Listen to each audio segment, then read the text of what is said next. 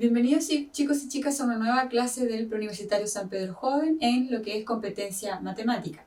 Seguimos con el eje de probabilidad y estadística. Para el día de hoy vamos a aprender el diagrama de cajón, o también llamado diagrama de caja y bigotes, y también sobre reglas de probabilidad. De acuerdo al primer punto, acá tenemos imágenes de lo que son estos diagramas de cajón. Es una representación basada en cuartiles. Para elaborar este gráfico se necesitan 5 datos, entonces lo vamos a aplicar al siguiente ejemplo para comprender cómo se calcula cada información y cómo se lleva a esta representación gráfica. Entonces, lo primero es, tenemos estos datos que se ordenan, 19, 33, 29, etc. Los vamos a ordenar, el mínimo va a ser el 17 y el máximo el 33. La mediana, que corresponde al segundo cuartil, es el valor que está al medio. Ya lo han aprendido en las clases anteriores. Luego de que identifico cuál es la mediana, entonces acá la voy a volver a remarcar, que es este 23. Dejando al 23 entonces de lado, sacaremos dos grupos de datos, que sería del 17 al 21 y del 24 al 33. Entonces, de ahí vamos a identificar las nuevas medianas, que sería para el primer dato el 19, o sea, para el primer grupo de datos, y para el otro sería el 29. Ahora, teniendo esos puntos, ¿cómo se llevan al diagrama de cajón? El mínimo es el 17, entonces acá se debe marcar el mínimo, que es esta parte que se le dice, bigote. El máximo, el 33, acá está. Máximo 33, mínimo 17. Primer cuartil va a ser la mediana de este primer grupo, es decir, el 19. Después el segundo cuartil, Q2, la mediana del principio que habíamos identificado del total de datos, que es 23. Y el tercer cuartil, no, aquí debe decir Q3. Tercer cuartil corresponde entonces al 29, que era la mediana del otro grupo de datos. También podemos obtener y analizar otros aspectos del diagrama de cajón. Por ejemplo, vamos a repasar de nuevo lo que ya habíamos dicho. El mínimo era el 17. El máximo el 33, que es esta parte de los bigotes. El rango, ¿cómo se calcula el rango? Siempre es el máximo con respecto al mínimo. Es decir, 33 menos 17, eso da 16. Ahora hay algo que se llama IQR, que es el rango intercuartil, que corresponde, acá dice, a 29 menos 19. Es decir, al Q3, que habíamos obtenido que era 29, menos el Q1, que es 19. O también se puede calcular mirando este cajoncito. ¿Qué rangos tiene este cajoncito? Bueno, de 19 a 29. Por lo tanto, esa diferencia sería 10. Bueno, Q1 ya habíamos dicho, es 19, Q2 23, Q3 29. Y entonces también se puede calcular que el rango intercuartil corresponde a un 50% porque es este cajoncito. Y estos porcentajes muy importantes también. Del mínimo al primer cuartil es un 25%. Del primer cuartil al segundo es un 25% también. Del segundo al tercero, 25%. Y del tercero al máximo, 25%. Eso es lo que representa entonces cada bigote y cada cajoncito. Ahora vamos a pasar al segundo tema, que es esto de las reglas de probabilidad. Primero, ¿qué es una probabilidad? Describe la posibilidad de que ocurra un evento. Y los valores son entre 0 y 1. Se escribe en forma fraccionaria. Tenemos con respecto a esto que se llama probabilidad empírica, valor que resulta de otros eventos que sucedieron, y teórica, valor que resulta de un experimento. Subjetiva, valor que le asigna una persona, probabilidad de un evento. Bueno, vamos a ver dos ejemplos con respecto a la empírica y la teórica. Empírica, dice, se conoce que 5 personas de cada 100 reprueban matemáticas. ¿Cuál es la probabilidad de que una persona que se matricule apruebe? Ya, primero me da la información de los que reprueban. 5 de cada 100.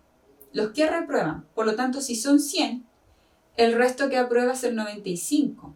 Por eso, entonces, la probabilidad empírica de esta situación se puede representar de la siguiente forma. 95 dividido 100 y eso es 0,95. Luego tenemos la teórica. Si se lanza un dado, ¿cuál es la probabilidad de obtener un número par? Entonces, en un dado tenemos 6 números, 3 de ellos son pares, el total es 6. Y ahí se obtiene esto de 0,5. Siguiendo con reglas de probabilidad, también tenemos otra forma de representar esto que se llama diagrama de árbol. Entonces veamos, dice, es una gráfica que sirve para organizar las probabilidades. Ejemplo, apliquémoslo a este ejemplo. 20 estudiantes están tomando la materia de gastronomía y han rendido una prueba. Sus registros son los siguientes. Entonces, están separados los registros con respecto a hombre y mujer. Y los puntajes serían 14, 15, 16 y 17. ¿Cuál es la probabilidad de seleccionar al azar a una mujer que tenga una nota de 17? ¿Cómo se calcula esto? Entonces, primero tenemos dos grupos, hombre y mujer. Entonces acá está hombre y mujer. Según la tabla, acá están los totales, hombres son 8 de un total de 20 y mujeres son 12 de un total de 20. Entonces se escribe en forma fraccionaria. Analizando entonces los hombres, tenemos que 3 de 8 han tenido 14 puntos. 15 puntos solamente fue uno de estos 8 hombres. Entonces, si se dan cuenta, todo se ordena respecto al total de hombres, que es 8, sería el denominador. Y el numerador sería entonces los que sacaron ese puntaje.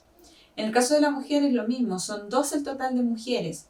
Acá está, se coloca como denominador. Y luego, ¿cuántas mujeres sacaron ese puntaje? Luego se debe multiplicar la probabilidad del sexo, por eso siempre el mismo valor, fíjense, hacia abajo, con la probabilidad del puntaje, con respecto a hombre, con respecto a mujer.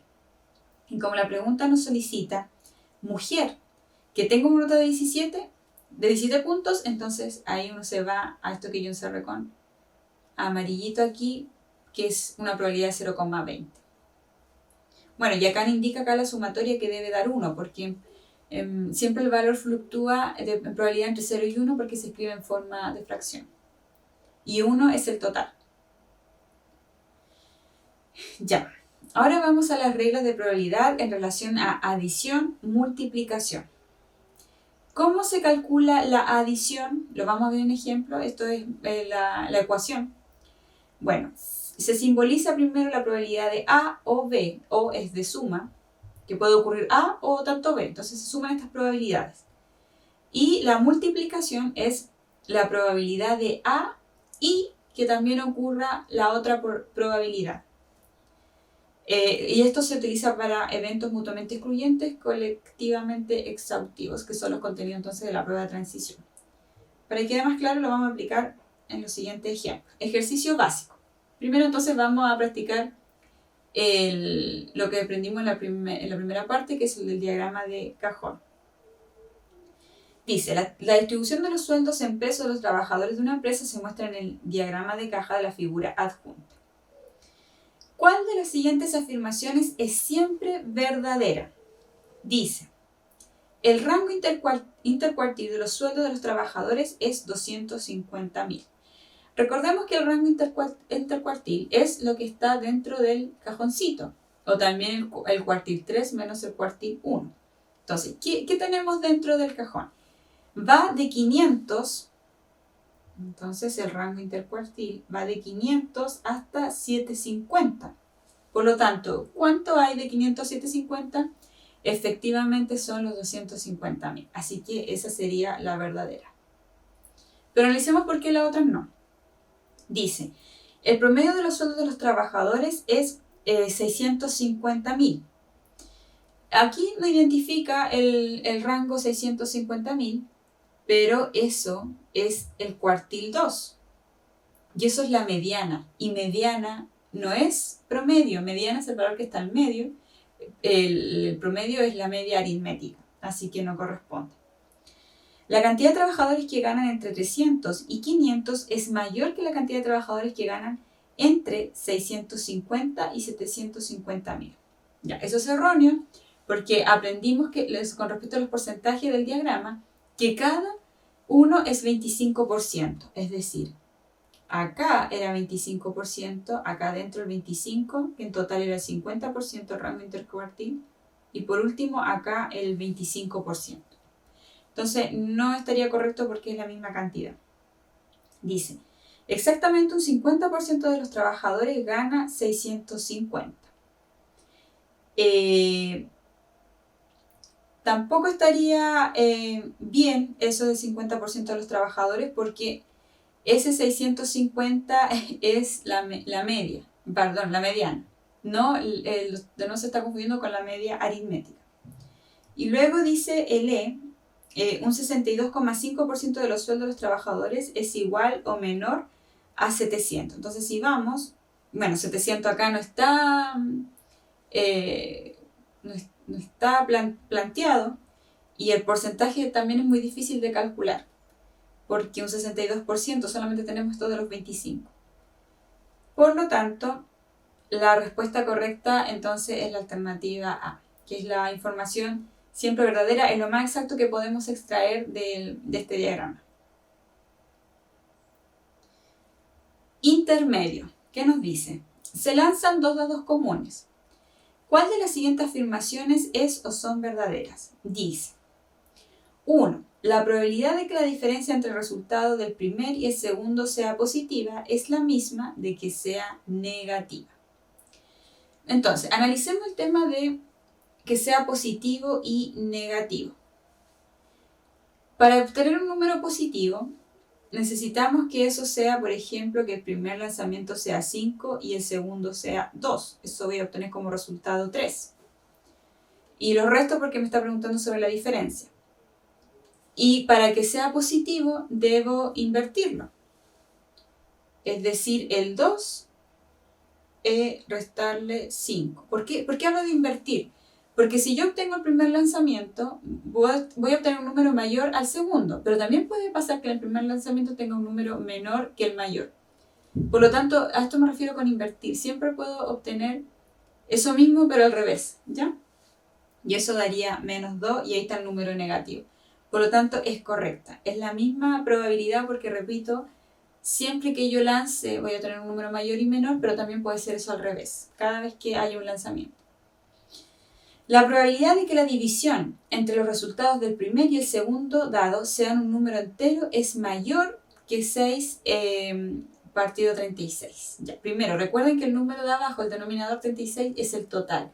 Entonces, si en el primer dado tengo 6 números y en el segundo tengo 6 números, es decir, tengo 6 por 6 serían 36 combinaciones que pueden ocurrir. 36 casos.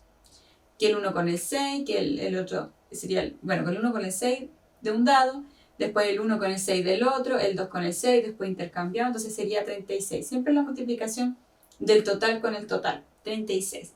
Ahora, ¿por qué me dice que es 6? Porque dice que es mayor que, o sea, mínimo hay 6 casos que ocurren. Y eso es correcto, porque recuerden que ¿qué número divide, que yo siempre les comentaba en clase, qué número divide a todo número y obtengo un número entero? Entonces los voy a anotar acá. Los números del dado son 1, 2, 3, 4, 5, 6.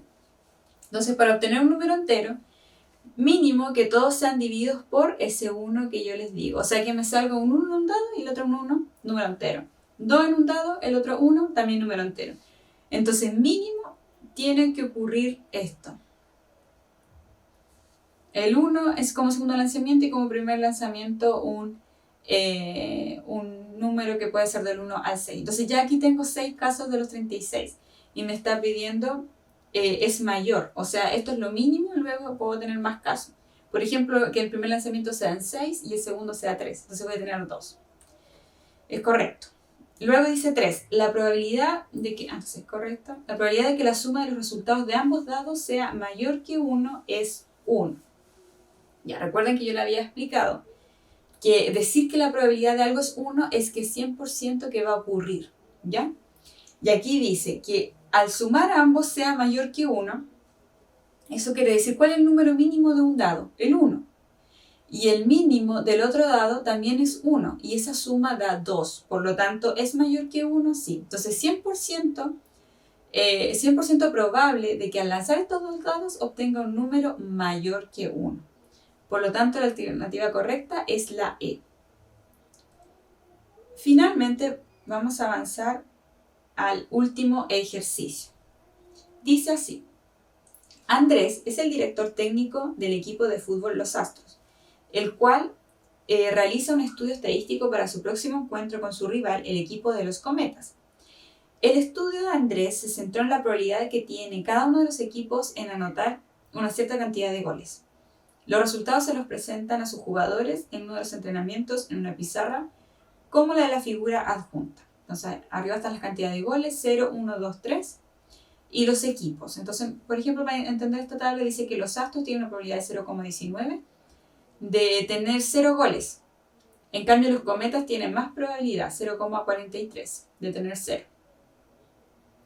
Según estos datos y considerando que invertir goles por parte de ambos equipos es independiente, ¿cuál de las siguientes expresiones es igual a la probabilidad de que el partido entre estos dos equipos termine en empate? Entonces, primero hay que entender el concepto de empate. El empate, ¿no es cierto?, quiere decir que ambos equipos tienen la misma cantidad de goles. O sea, puede ser que ambos tengan 0, puede ser que ambos tengan 1 o 2 o 3. Entonces, puede ser 0 o 1 o 2 o 3. Cuando yo digo esto de 0 o que puede ser 1 o que puede ser 2, eso es O, ¿no es cierto? O de suma, que lo habíamos visto en las reglas de probabilidad. Entonces se van sumando las probabilidades de tener 0, 1, 2 o 3 para ambos equipos. ¿Y qué necesitamos para que hayan probabilidades de empate 0, de empate 1 o 2 o 3? Necesitamos que los dos equipos tengan esa misma cantidad. O sea, que se cumpla la probabilidad, por ejemplo, para 0 goles, que se cumpla la probabilidad de... o sea, me refiero a que se cumple porque está en la tabla, ya lo calculó. Pero los Astros tienen una probabilidad de 0,19 de 0 y los Cometas de 0,43.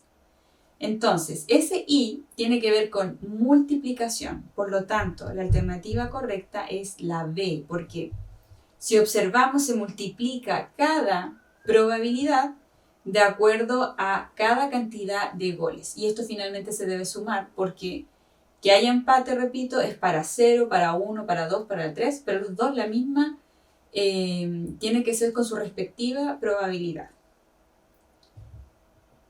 Bueno, y esa ha sido la clase de hoy día.